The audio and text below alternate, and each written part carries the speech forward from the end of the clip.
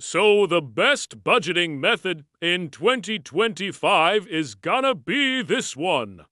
And it's not the 50/30ths, 20 budget that we've all heard about. And it's not zero-based budgeting, which is very popular right now. So what is it? It's a mix of different strategies that make sense for your life and your personality.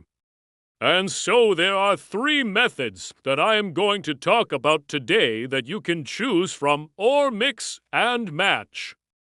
The first one is called cash stuffing. And this is where you take every single dollar that comes into your bank account. And then you physically take it out, stuff it into an envelope, and then you drop it into a jar. And that jar will represent the category that money belongs to. So if it's your mortgage payment, you would take out $1,000, put it in an envelope, drop it into your mortgage jar. If it's your credit card bill, do the same thing, put it in the credit card bill envelope, and drop it into its jar. Now, I love this method because it makes everything really tangible and visual. And also you have to touch every dollar that comes into your account, which for me is really helpful because it makes it real. It's not just a number going in and out of my bank account. It's actual cash that I have in my hand that I am assigning to a certain purpose. It is also helpful because it allows you to see visually where your money is going throughout the month. So you can see, okay, well, I've spent $1,000 on groceries. I've spent nothing on eating out. I've spent a lot on gas this month because of how expensive it is where I live. Or maybe you have nothing in your entertainment jar because you didn't go out at all this month. It's just helpful to have everything kind of laid out in front of you. The second benefit to this method is that it helps you to prioritize what is important because you get to decide what jars you have and how many dollars you're putting into each jar based on your priorities. So if you really want to focus on paying off debt this year, well, you can make more jars for your credit card debt, for your student loans, for your personal loans. And you can pull money from other categories in order to pay down those debts faster. You also don't have to have cash in every single jar every single month. So if last month you didn't go anywhere, you didn't have anything to put into your gas jar or your entertainment jar. That's fine. You can just skip those months and only have the jars that you need for the things that you know you're going to spend money on.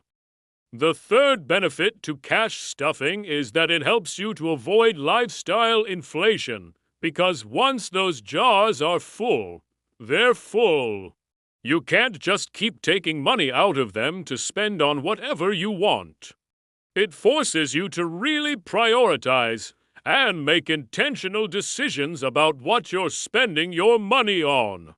And since you have to touch every dollar that comes into your account, it also helps to prevent overspending because you're not just swiping a card and not really thinking about it. You're actually taking out cash and saying, yeah, I'm gonna spend this on this specific thing. Now, before we move on to the next budgeting method, let me tell you about my new course. It is called Foundations, and it is designed to teach you everything you need to know about personal finance to become financially free. The course is self-paced and self-study so you can go through it at your own leisure, and you can go back and rewatch any of the lessons as many times as you want. Inside the course, you'll find modules on budgeting, saving, investing, managing your finances as a couple, getting out of debt, preparing for retirement, and much more. I'm also adding new lessons each week so you'll always have fresh new content to learn. All right, now moving on to the second budgeting method, and this one is called zero-based budgeting. In this method, you start with your income, and then you assign every single dollar a job or a purpose, so that at the end of the month your income minus your expenses equals zero. So with this method, you're basically giving every dollar that comes into your account a job. You're saying, okay, I'm gonna use $1,000 of my income to pay my rent. I'm gonna use $200 of my income to buy groceries. I'm gonna use $50 of my income to buy gas. So every single dollar has a job, and at the end of the month, your income minus your expenses equals zero. Now I like this method because it forces you to be intentional with your money, and it helps you to prioritize what is important because you have to decide where to allocate your money each and every month. It also helps you to track your expenses because you have to know exactly where your money is going. And if you're spending too much in one category, you can easily see it, and then you can make adjustments in other categories in order to balance it out. Another great thing about this method is that it helps you to avoid lifestyle inflation because you have to be intentional with your money every single month. You can't just keep spending more and more money on whatever you want. You have to make conscious decisions about what you're spending your money on and whether or not it is still a priority for you. Okay, now the third budgeting method is a hybrid of cash stuffing and zero-based budgeting, and it is called Pay Yourself First. With this method, you start by setting aside money for your savings goals and your debt repayment before you pay your bills or do any of your regular spending. So you take a certain percentage of your income and then you automatically invest it or put it towards debt repayment. This is helpful because it ensures that you are always making progress on your financial goals even if it doesn't feel like it. It is also helpful because it avoids lifestyle inflation because you are not basing your spending on your after-tax income. You're basing it on what's left over after you've saved and paid off debt. Now, another great thing about this method is that it ensures that you are always putting money into your savings and towards debt repayment even if you don't feel like it.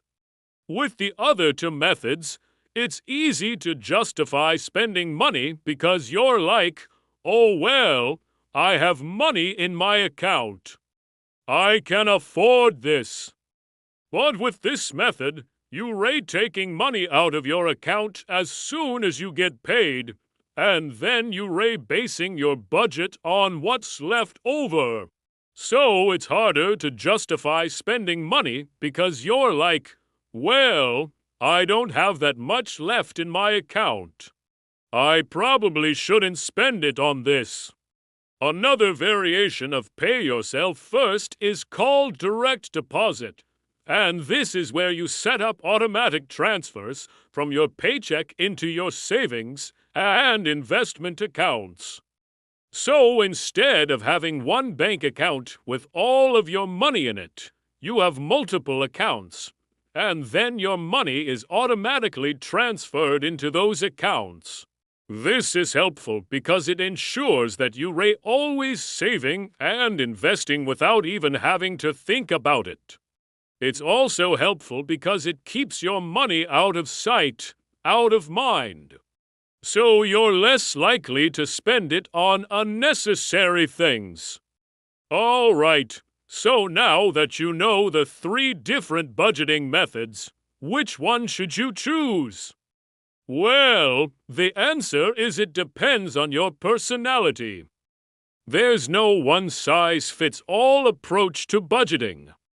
So you may need to try out a few different methods in order to find what works best for you. But here's a general guideline.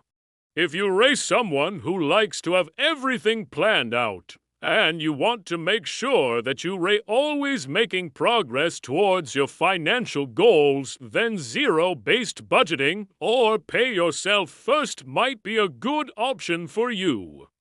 If you raise someone who wants a more hands-off approach and you prefer to automate as much as possible, then direct deposit might be a good option for you.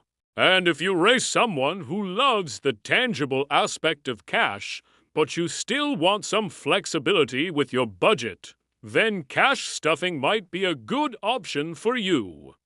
Personally, I use a combination of all 3 methods. I use cash stuffing for my variable expenses, like groceries and gas, because I like to be able to see how much I am spending in those categories. I use zero-based budgeting for my fixed expenses, like my bills and my debt repayment, because I want to make sure that I am always making progress on those things. And I use direct deposit for my savings goals, like my emergency fund and my retirement, because I want to make sure that I am always contributing to those things without even having to think about it. If you enjoyed this video, make sure to check out this playlist right here for more videos on personal finance and investing. Thank you so much for watching, and I'll see you in the next video. Bye.